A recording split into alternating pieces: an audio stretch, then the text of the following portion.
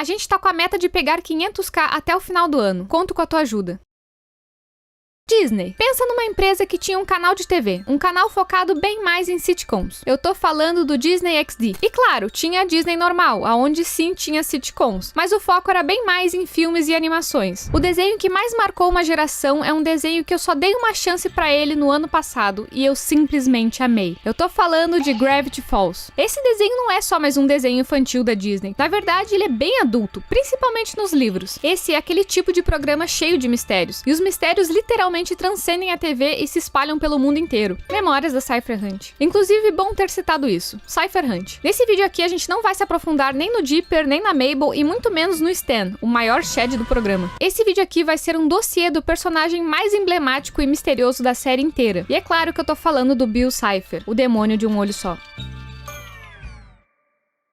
Gravity Falls é um desenho que tem dois protagonistas, o Dipper Pines e a irmã gêmea dele, a Mabel. Os dois são enviados para passar as férias de verão com o tio-avô deles, o Stan, em Gravity Falls, que é uma cidade misteriosa e cheia de forças paranormais e criaturas sobrenaturais. Os dois irmãos ajudam o tio-avô a administrar a Cabana do Mistério, que é uma armadilha turística que ele tem, e investigam os mistérios do lugar. Eles têm uma espécie de diário e, com a ajuda dele, ajudam a desvendar os mistérios locais. E como eu disse para vocês, essa série é cheia de mistérios e simbologias, incluindo as coisas que cercam ela, tipo os sites e o livro do Bill. Se a gente fosse falar todos os mistérios e os códigos que são encontrados em relação à série, daria literalmente um vídeo só disso. Mas não é sobre isso que a gente vai falar hoje. O Bill Cipher é o vilão principal da série, e ele é um demônio dos sonhos, que é absurdamente poderoso e simplesmente traz o caos por onde ele passa, e já cometeu diversos crimes por aí. A série por si só apresenta bastante coisa sobre ele, mas muita coisa tá lá no livro do Bill. A gente não vai dar muita ênfase no livro em si, mas ele é bem importante pra gente entender quem de fato é Bill Cipher e da onde ele surgiu. Bill, antes de aparecer de fato na série, já era presente em algumas coisas na primeira temporada, tipo a nota de dinheiro no episódio 8 e a janela triangular no episódio 16. Mas a primeira aparição dele foi de fato no episódio 19, Escapando dos Sonhos. Nesse episódio, o Gideon, um dos antagonistas da série, acaba fazendo um ritual para invocar o Bill. No diário do Dipper, dizia que não era para invocar ele nem deixar ele entrar na sua mente, porque era simplesmente a criatura mais poderosa e perigosa que existia. Mas quem realmente é Bill Cipher? O Bill Cipher nasceu há 1 trilhão e 12 anos antes dos eventos da série, em um universo bidimensional que era conhecido como Euclídea. E segundo ele mesmo, acredito que até seja de uma forma meio exagerada, os seres desse universo adoravam ele, e até decretaram o dia que ele nasceu como um feriado, além de ter sido eleito como uma espécie de bebê do ano. Ele era especial, diferente dos outros. Tinha uma mutação rara que fazia ele enxergar uma terceira dimensão. Só que assim, falar sobre a terceira dimensão era proibido no mundo dele. Apesar de dizer que todos adoravam ele desprezava esse lugar onde ele nasceu. Ele descrevia esse lugar como uma dimensão de mentes planas em um mundo plano com sonhos planos. Numa tentativa de fazer com que todos enxergassem o mundo da mesma forma que ele enxergava, ele destruiu aquele universo inteiro, incluindo a sua própria família. Então ele finge que ele fez isso de propósito, porque ele se sentia culpado. E a culpa é um dos piores sentimentos que alguém pode ter. Para fugir dessa culpa de ter matado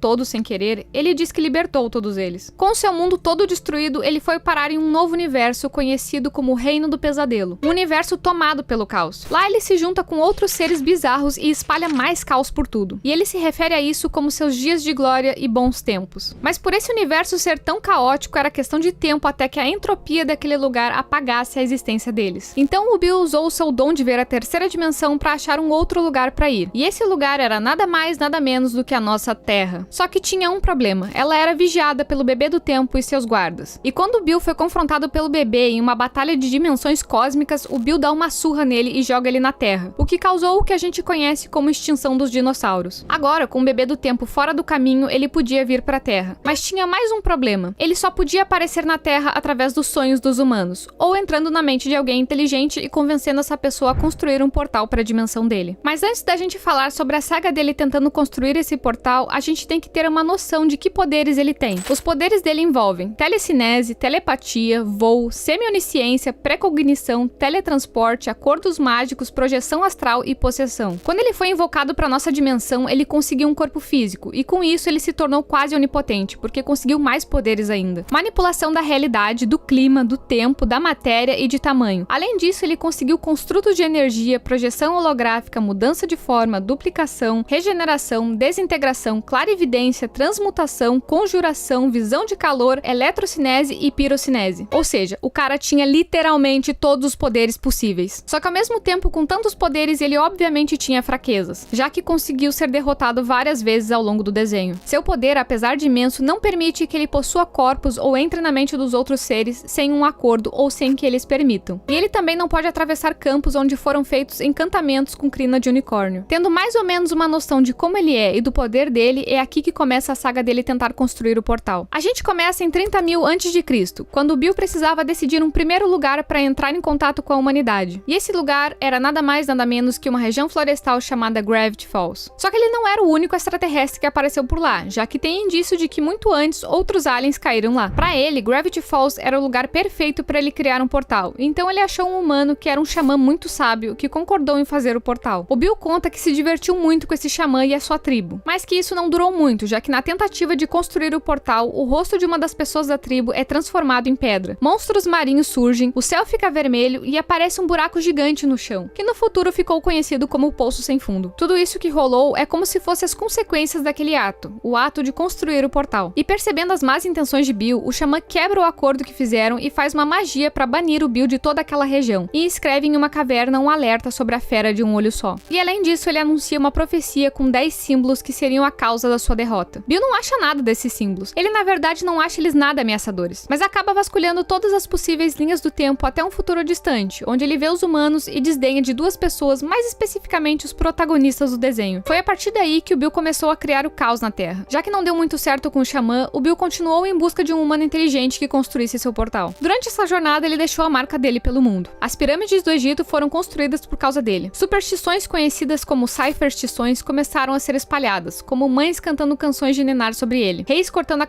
de suas esposas para evitar que elas sonhem com ele, e até os vikings alertavam sobre ele. Ele basicamente espalhou o caos por onde ele passou. Ele não conseguiu construir o seu portal em nenhum país, então ele decidiu voltar para a América. Durante anos ele continuou espalhando o caos e muitos eventos históricos aconteceram por causa dele. Ele inclusive foi parar na nota de $1, e é aí que aconteceu a primeira tentativa da humanidade de derrotar o Bill, com a Sociedade Anti-Cypher, em 1901. Para dar uma resumida para vocês, o Bill entrou na mente de um redator chamado Turbert, que trabalhava numa empresa de impressão e precisava criar o slogan perfeito para o seu chefe. Ele disse nos sonhos de Turbert que se ele apertasse a sua mão, ele daria em troca um slogan perfeito para ele. E foi o que aconteceu. Quando Turbert acordou, o slogan perfeito estava escrito no seu diário, e ele ficaria rico. Mas o Bill voltou para assombrar ele para que ele construa o portal. Turbert não tinha recursos o suficiente para fazer o portal, e ele coloca um anúncio no jornal perguntando se mais alguém havia visto aquela criatura triangular. Então outras 4 pessoas que foram prejudicadas pelo Bill reconhecem a ilustração e decidem se juntar para acabar com ele, mas obviamente fracassam na tentativa, que terminou com Turbert internado em um manicômio e os outros membros da sociedade se afastando. Conforme os anos foram passando, ele continuou nessa tentativa de construir o portal dele. E cara, ele insistiu nisso das formas mais toscas, com os planos mais idiotas possíveis. Ele tentou persuadir crianças virando um desenho animado, tentou fazer um acordo com o presidente depois de entrar em uma área de testes nucleares. No caso, ele possuir o corpo do presidente para explodir todas as bombas nucleares ao mesmo tempo, e deixou o plano dele bem explícito. Ele tentou uma carreira musical com músicas com mensagens subliminares, só que elas não eram subliminares, eram explícitas mesmo, e acabou se envolvendo em polêmicas. Enfim, foram várias ideias sem pé nem cabeça, e ele ficou mais de 1000 anos tentando fazer a humanidade construir esse portal, sem nenhum sucesso.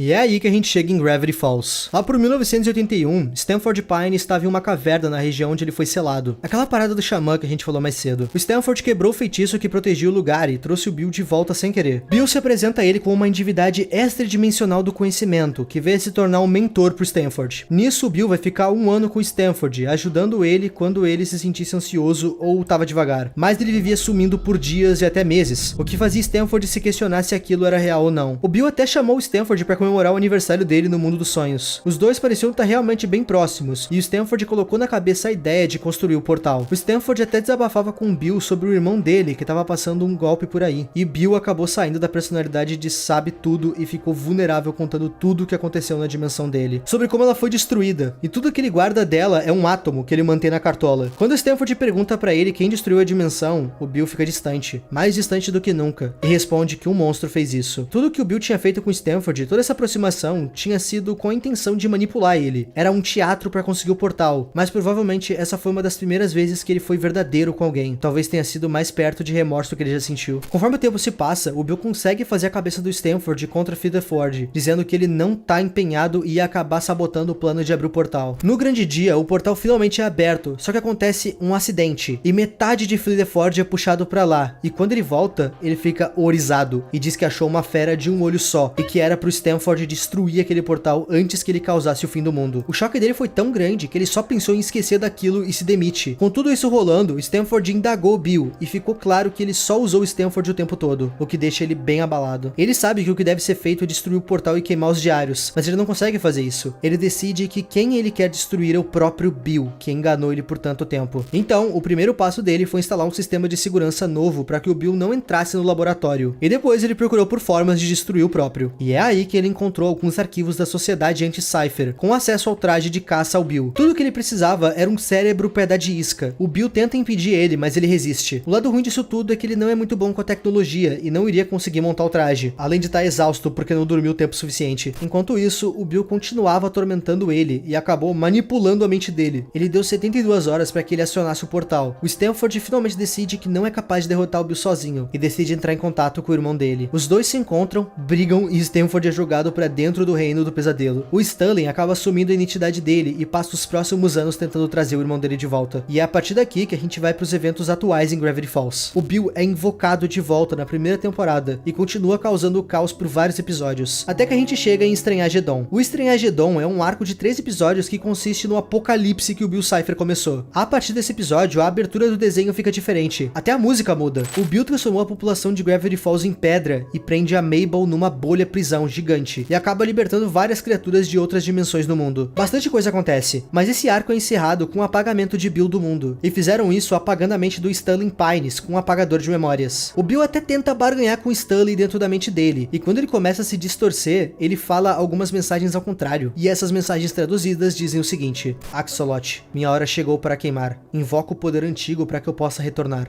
Nisso, o Stanley soca ele e ele se quebra em pedaços. Esse Axolot, na verdade, é uma criatura que aparece no livro Dipper e Maple e a Maldição do Tesouro dos Piratas do Tempo. Dipper e Maple acabam no tempo e espaço entre o tempo e o espaço, onde encontram uma criatura chamada Axolot, um axolote gigante falante que deixa cada um deles fazer uma pergunta para ele. O Dipper pergunta o que ele sabe sobre o Bill Cipher e ele responde com um poema. 60 graus que vem em 3. Observe de dentro de bétulas. Viu sua própria dimensão queimar. Sente saudades de casa e não pode voltar. Diz que está feliz, ele é um mentiroso. Culpa o incêndio criminoso pelo fogo. Se ele quiser fugir da culpa, ele terá que invocar meu nome. Uma maneira de absorver um crime, uma forma diferente, um tempo diferente. Esse poema sugere que antes de ser apagado, o Bill invocou Axolot. Tudo para obter uma redenção pelos diversos crimes que ele cometeu. E até tem uma maneira para esses crimes serem absolvidos. Ele teria que invocar o nome de Axolot e assumir uma forma diferente em um tempo diferente. O que indica que após a morte dele, ele poderia ainda estar pagando pelos crimes dele em uma dimensão diferente, numa espécie de reabilitação cósmica, onde ele continua negando a realidade e culpando tudo e todos pela situação que ele tá. E é de um jeito todo quebrado que o Bill é visto pela última vez. Depois disso, os últimos registros que a gente tem dele são do próprio livro do Bill. Esse livro ele escreve enquanto ele tá nessa reabilitação cósmica, com o objetivo de convencer o leitor de fazer um acordo com ele para ele se libertar de onde ele tá. Bom, não é à toa que a série inteira gira em torno dele. Até um livro foi feito focado especificamente nele, e inclusive fizeram um ARG que eu achei muito interessante. Esse ARG se chamava Cypher Hunt, e ele foi criado pelo próprio criador da série, e o objetivo do ARG era encontrar uma estátua real do Bill Cipher, que apareceu muito rápido no final da série. Inclusive, essa aparição da estátua na série foi que deu início ao ARG. O objetivo era recuperar e decodificar pistas escondidas em vários locais ao redor do mundo. Os primeiros que chegassem até a estátua receberiam um prêmio. E embora a caça fosse principalmente sobre a jornada e não um destino, essa caçada começou em 20 de julho de 2016 e foi concluída em 2 de agosto de 2016. As regras eram não invadir nem vandalizar, ter cuidado com seus arredores, se encontrar o Bill, não era para apertar a mão dele. Usando a linha vermelha pontilhada que leva um X na 12ª pista, os fãs conseguiram descobrir a localização exata da estátua em Reedsport. Eles correram para o local para ser os primeiros a encontrar a estátua do Bill Cipher. A estátua foi encontrada em 2 de agosto às 7h53 por Shadow Wolf Wind, que tweetou uma foto dela. Mais tarde, um baú de tesouro encontrado em frente à estátua do Bill foi encontrado e desenterrado por outros fãs, com vários deles, incluindo um bebê, apertando a mão do Bill. Bill. O baú de tesouro tinha uma grande variedade de itens, como moedas e pedras preciosas de plástico, moedas russas e japonesas, uma cópia de Gravity Falls Journal 3 com 3 desenhos especiais de Alex Hirsch, não sei se eu li certo, uma luz negra, uma coroa de plástico e uma faixa que diz Prefeito de Gravity Falls. Também tinha uma caixa de música com o olho do Bill, que toca a música tema de Gravity Falls, uma estátua em miniatura do Bill Cipher, um esboço emoldurado dos personagens principais e da estátua e um driver USB. Algumas moedas no baú foram marcadas por uma pessoa chamada Bradley, que encontrou o tesouro antes do início da caçada. Em 3 de agosto, a estátua e seu tesouro foram levadas pelas autoridades locais por causa de um conflito de propriedade. O aparente proprietário havia autorizado o Alex a colocar a estátua, mas havia outra pessoa reivindicando a propriedade do terreno onde ela estava localizada. O chapéu foi quebrado do processo, embora ele já tivesse sofrido alguns danos. A polícia acabou segurando temporariamente a estátua, o seu chapéu quebrado e a caixa de tesouros para Alex, enquanto ele providenciava o deslocamento da estátua para um outro lugar. Enquanto estava na delegacia, o chapéu da estátua foi roubado por um fã, que alegou que era dele. O Alex publicou um tweet, agora excluído, pedindo ao fã que devolvesse o chapéu, mas ninguém nunca devolveu. E 5 de agosto, a estátua acabou no Bicentennial Park, em Reedsport, Oregon. Ela foi parafusada no topo de uma árvore, em cima do solo, para evitar que as pessoas a roubassem. A caixa do tesouro estava localizada abaixo da estátua, e os fãs, depois de tudo isso, continuaram a visitar o Bill. Bom, meus amigos, esse foi o dossiê Bill Cipher. Eu tenho quase certeza que uma coisa ou outra ficou faltando nesse roteiro. Então, sinta-se à vontade para corrigir a gente, ou então adicionar alguma coisa aí nos comentários. Eu realmente preciso refinar o meu gosto para desenhos. A maioria das minhas ideias vem de desenhos mais antigos, ou então episódios muito específicos de desenhos famosos. E acaba que eu perco arcos inteiros que são ouro, tipo esse que a gente acabou de apresentar. Gente, obrigado pela paciência, esse vídeo tá prometido há meses. E também pela ajuda na meta dos 500k. A gente se vê na semana que vem, povinho. Muito obrigado aos membros, e a tu que tá vendo esse vídeo até aqui. O meu nome é Ipe, e tchau!